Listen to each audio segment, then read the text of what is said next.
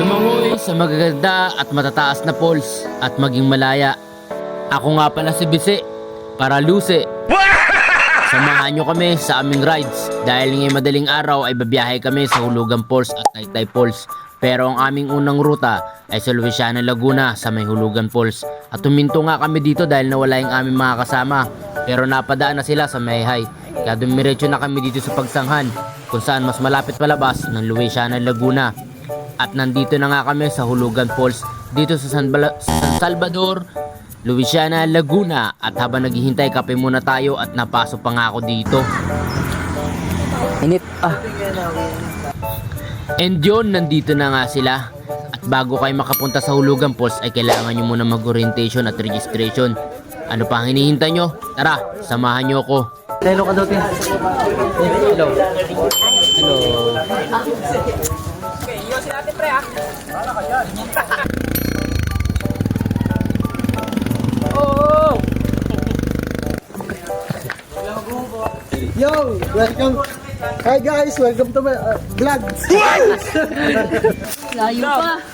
Tara, break na tayo. Te. First! Ayan po yan. Time first!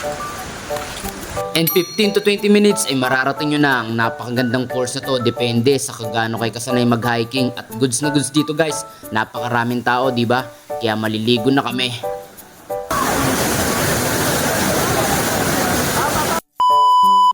Tapos na nga kami, kaya pupunta naman kami sa Taytay Falls.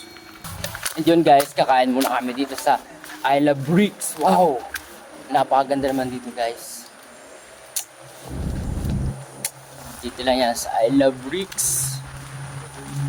Gandang tinatagong kainan dito. Hello guys! Nandito kami ngayon sa Bricks Hideout and Resto Bar.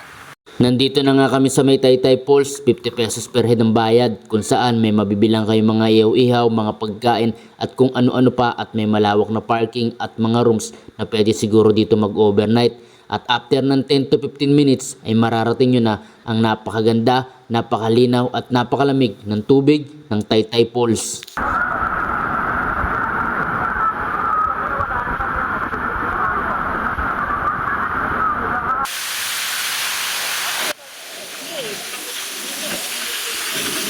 And yun, tapos na po ang aming journey sa rides. Maraming salamat po sa panonood. Sa susunod po ulit na vlog, maraming salamat po. Thank you!